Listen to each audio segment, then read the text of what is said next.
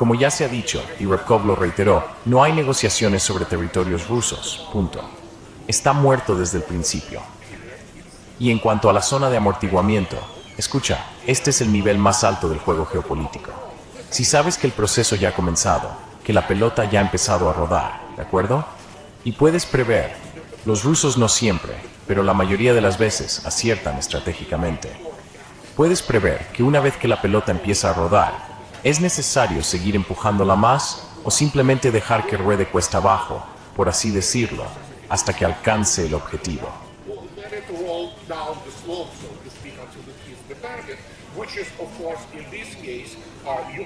Lo cual, por supuesto, en este caso significa que Ucrania probablemente dejará de existir por completo tal como la conocemos hoy. Se reducirá, si es que queda algo, a la parte occidental de Ucrania, que se dividirá entre Polonia, Hungría y otros lugares. Pero principalmente serán Kiev y Chernihiv, todas esas oblasts, ese conjunto de lo que solía considerarse, ya sabes, tradicionalmente Ucrania. El resto, bueno, Rusia ya ha tomado esas oblasts. Y después de eso, probablemente se convertirá en algún tipo de confederación, como ya hemos comentado.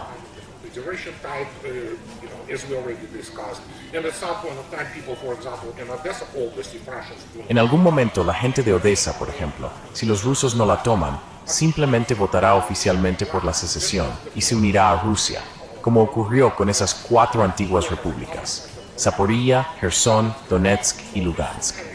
Así que este escenario está ciertamente en juego y podemos suponer que es uno de los principales. ¿Tomarán los rusos Nikolaev?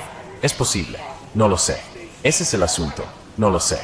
Como declaró Vladimir Putin, y vuelvo a citarlo, lo dijo hace aproximadamente una semana, y se difundió por todo el mundo. Podemos hacerlo de cualquier manera. Podemos hacerlo pacíficamente o podemos hacerlo militarmente. Realmente no nos importa.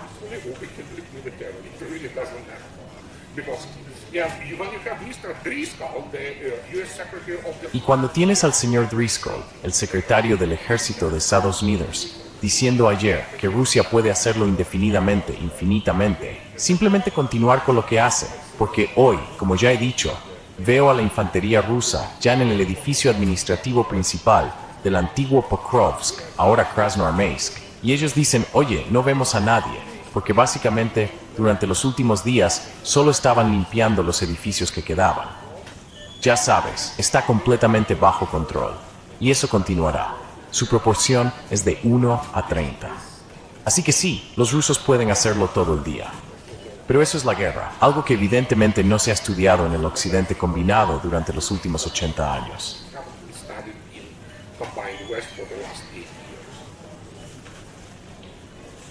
¿Quién está detrás de la corrupción en Ucrania, Andrei?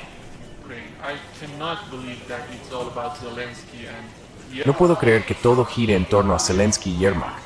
Tiene allí una especie de negocio paralelo, beneficios extra, ya sabes, con su hija, la empresa que suministra lo que sea que suministren a Ucrania. Todo eso son tipos de esquemas de blanqueo de dinero absolutamente corruptos. Y entonces, cuando la gente dice, sí, estoy de acuerdo contigo, Zelensky es simplemente, ya sabes, el punto final, el punto terminal del blanqueo de dinero, los sobornos y cosas de ese tipo, es la Unión Europea. Escucha, míralos. ¿Ves alguna persona normal en el sistema político europeo? No. Todos son corruptos o idiotas, como Kaja Kallas. Madre mía, es una idiota. Quiero decir, hay que ser idiota y completamente corrupto para llegar a lo más alto. Ya sabes, como von der Leyen. Es una imbécil, pero también es corrupta.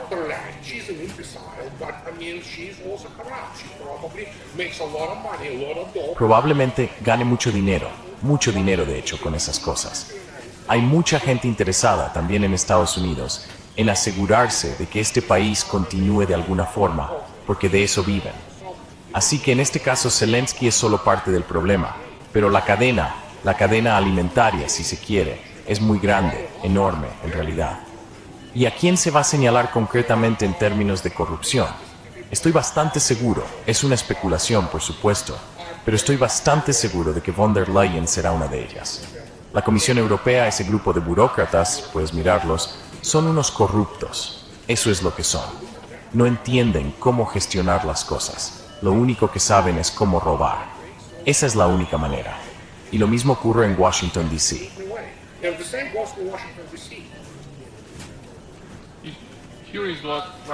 Esto es lo que dijo Wonderland. La Comisión Europea está preparando un texto legal para la incautación de 140.000 millones de dólares en activos rusos para Ucrania. ¿Es eso para continuar la guerra en Ucrania? ¿Es eso para la reconstrucción de Ucrania? ¿Qué es eso?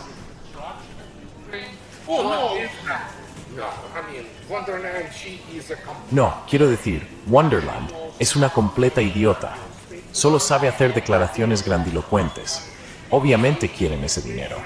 Todavía creen que de algún modo pueden mantener a Ucrania, como ya sabes, una espina clavada en el costado de Rusia, porque carecen de educación en geopolítica aplicada, por no hablar de estrategia militar.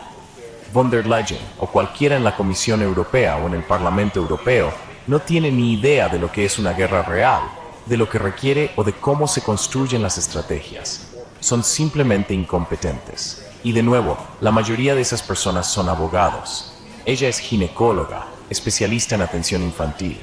Así que sí, quiero decir, es una profesión respetable, que no se malinterprete.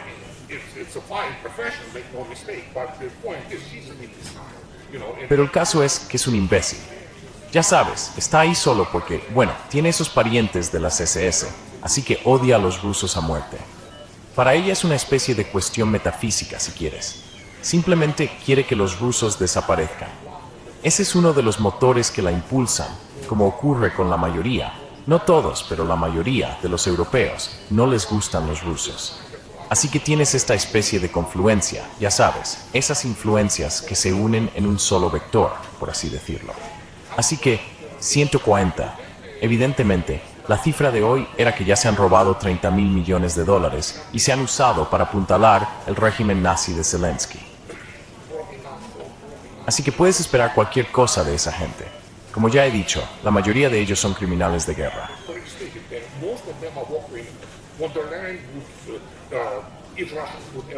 Von der Leyen, si los rusos llegaran alguna vez a Bruselas, no es que realmente quieran hacerlo, pero si lo hicieran, y si ella no lograra escapar, sería, ya sabes, acusada de criminal de guerra, encarcelada y condenada básicamente a morir en prisión, como la mayoría de los criminales nazis después de Nuremberg.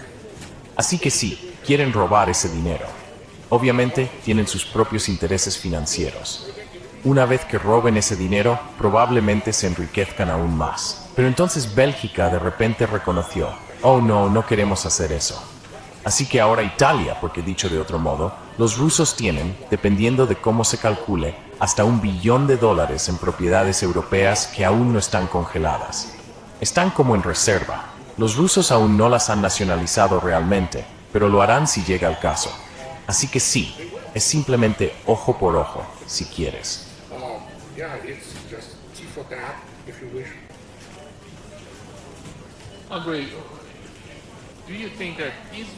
Andrei, ¿crees que hay alguna prueba de que considerarían las repercusiones de este tipo de incautación si siguen esa dirección con otros países?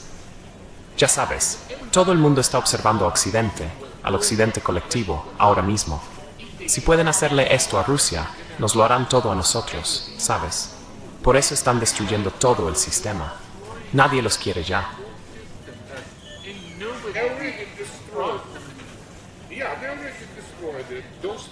Sí, ya lo destruyeron. Esa gente, como ya he dicho, no son estadistas, son varones ladrones, básicamente. Ladrones, todo tipo de desviados. No son personas normales. Muchos de ellos son auténticos psicópatas o sociópatas.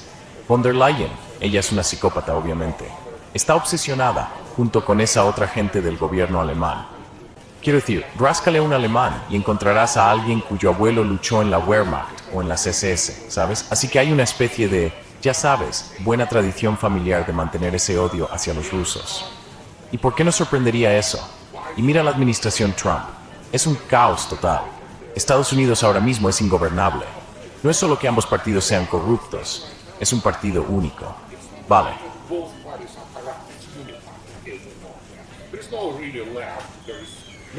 Sabemos que en realidad ya no existe la izquierda.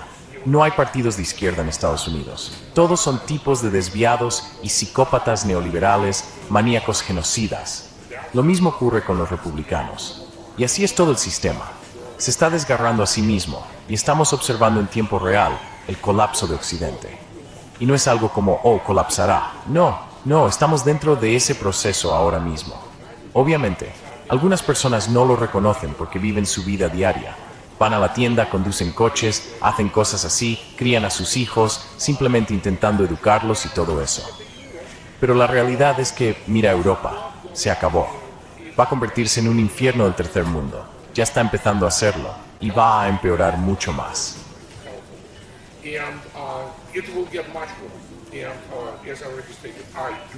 Y como ya he dicho, no deseo que los europeos sean así. Pero para la mayor parte de Europa continental, los comedores sociales se vislumbran en el horizonte, porque hacia ahí se dirige todo. Y harán cualquier cosa, incluso robar los 140.000 millones de dólares de Rusia y el dinero de otras personas para intentar prolongar de algún modo su agonía. Pero Europa está en agonía, y también lo está Washington D.C., y eso es lo que observamos. Esta, como dices, locura, una completa locura. No entienden que ellos mismos están esencialmente destruyendo los mismos cimientos que solían presentar como propios, lo cual en gran medida era cierto. El Estado de Derecho, la democracia y cosas por el estilo. Nadie con un mínimo de cerebro cree eso ahora, salvo algunas personas que simplemente quieren creerlo.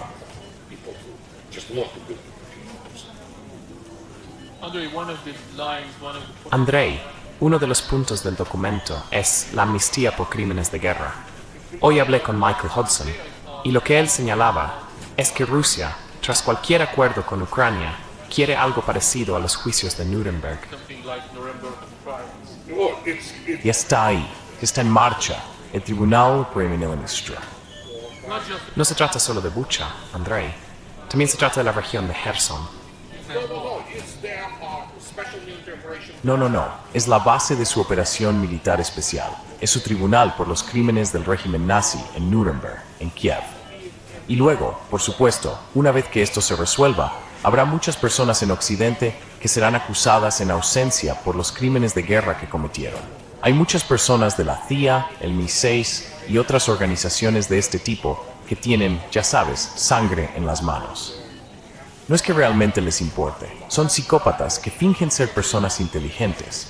Pero quiero decir, el caso es que sí, habrá muchas personas, incluso en los medios de comunicación. Ya sabes, la mayoría de los medios tradicionales en Occidente son criminales, tienen sangre en las manos. Hay personas que son, básicamente, subhumanas. Eso es lo que son.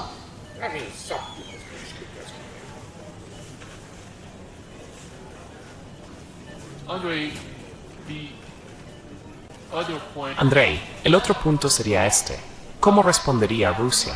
Porque uno de los puntos clave del documento, nuevamente, es la entrada de Ucrania en la OTAN. ¿Cómo ves todo el concepto de la OTAN?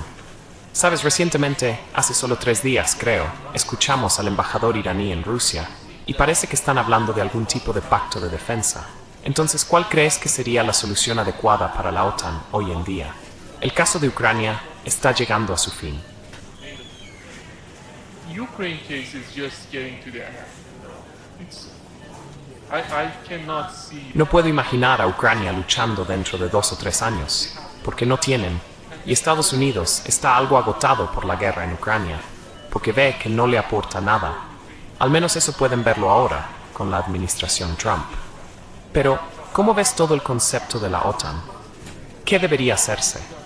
¿Crees que disolver el Pacto de Varsovia fue uno de los principales problemas que generaron este tipo de cuestiones? ¿O cuál es el futuro? ¿Cómo se puede contrarrestar a la OTAN? No atacarla, sino tener algún tipo de elemento disuasorio frente a ella. Having some sort of deterrent against NATO. Bueno, la OTAN es un muerto viviente. La OTAN es un eufemismo del poder militar estadounidense que ha sido enormemente exagerado, grotescamente, quiero decir. Pero sí, una vez que Estados Unidos se retire, algo que ya está en marcha, Europa podrá hacer lo que quiera. Quiero decir, los rusos ya han declarado las fronteras de 1997. Retroceded, no nos importa.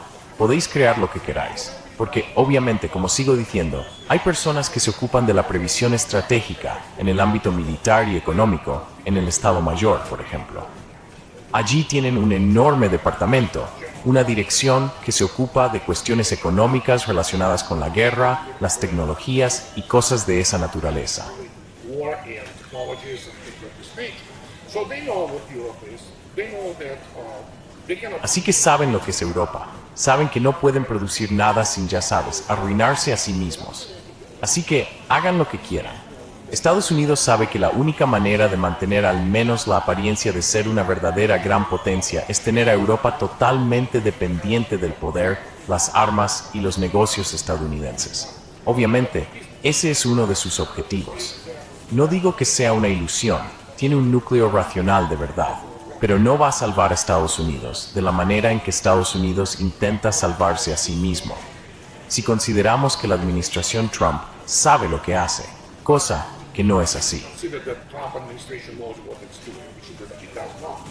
And so what we have here is that Lo que tenemos aquí es que los europeos no podrán construir armas modernas que no estén obsoletas o muertas al nacer por sí solos. Quiero decir, los alemanes pueden golpearse el pecho todo lo que quieran, pero el hierro y el metal no van a producir un tanque de categoría mundial. No podrán fabricarlos en cantidades adecuadas. Sí, Sergei Chemezov, el director de Rostec, dijo en una entrevista ayer que superan en producción al conjunto de Occidente, incluidos los Estados Unidos, por órdenes de magnitud. Los son incapaces de hacer esto. Así que puedo tanto juegos forward. So, tienes expertise for inference y de zero. forensic experiment. Ask Germans to produce single nuclear-powered submarine. Pídele a los alemanes que produzcan un solo submarino de propulsión nuclear y luego verás cómo se derrumba el fondo de su economía. Sabes, mucha gente no lo entiende. Esto no es algún grupo famoso con armas y todo eso. No, vivimos en el siglo XXI. Se necesita todo un entorno militar en el que se pueda producir de todo, desde electrónica hasta constelaciones de satélites, todo lo que compone el sistema. Un sistema muy complejo. Europa no lo tiene, y no lo tendrá, porque, obviamente, cuanto más hablamos ahora y más van las cosas en esta dirección, sus costes energéticos siguen subiendo, subiendo. Y como sabemos, la base de todo en nuestras vidas, incluidos nuestros cuerpos, es la energía. In our life, including our bodies, is energy. Europe doesn't have any. And it's Europa no tiene nada.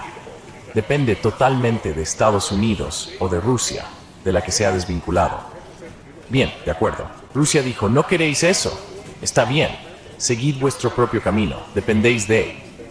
Por eso Estados Unidos también piensa que si de algún modo logra cambiar el régimen de Maduro en Venezuela, lo cual es una gran incógnita, entonces quizá algo cambie.